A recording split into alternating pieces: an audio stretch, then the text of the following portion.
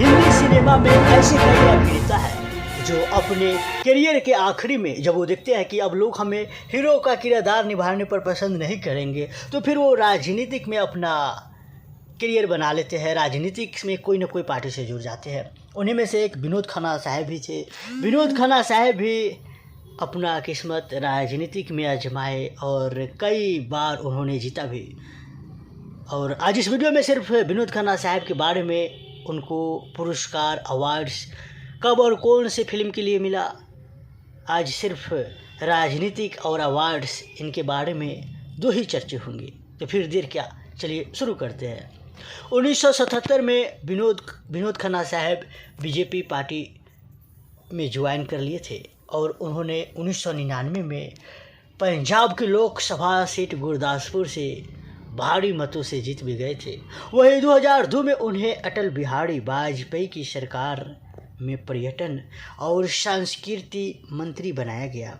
हालांकि 2009 के लोकसभा चुनाव में वो भारी मतों से हार भी गए, लेकिन 2014 के मोदी जो अनभक्त करते रहते हैं ना, उन मोदी लहर में विनोद खन्ना साहब जीत गए।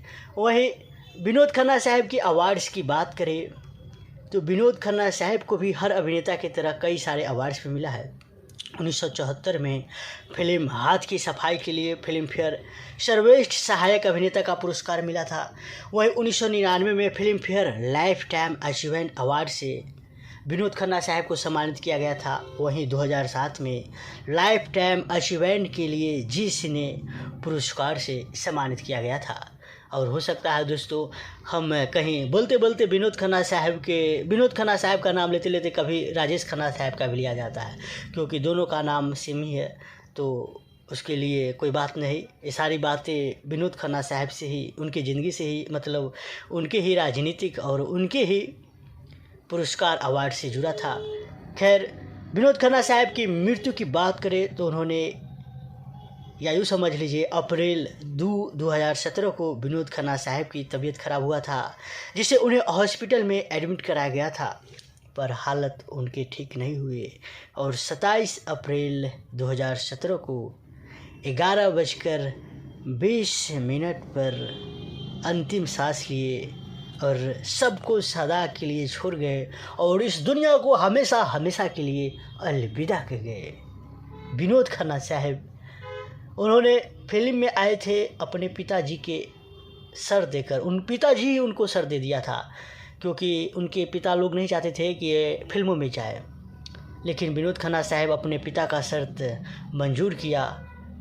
उनका पिता एक शर्त दे दिए थे कि देखो, अगर तुम, क्योंकि उनके पिता बहुत बड़ा बिजनेसमैन थे और वो नहीं चाहते थे कि वो फिल्मों में जाए, और उन्होंने विनोद खन्ना साहब को शर्त दिया कि अगर देखो तुम्हारा करियर वहाँ नहीं बना तो फिर 2 साल बाद तुम्हें आना होगा और अपना बिजनेस संभालना होगा। लेकिन उन्होंने पहली बार विलेन बनकर सबका दिल जीत लिया और विलेन बनकर एक सफल हीरो भी बन गए। खैर, इस वीडियो को हम यहीं पे ख़त्म करते हैं, और आपको विनोद खन्ना साहब के बारे में कुछ जानना है, कुछ करना है, तो आप हमें कमेंट में पूछिए, बताइए, और इस वीडियो को शेयर कीजिए और नीचे लाल बटन दबाकर इस चैनल को फ्री में टन टनाटन सब्सक्राइब कर लीजिए, ताकि हमारा मेहनत का भैया फल मिल सके।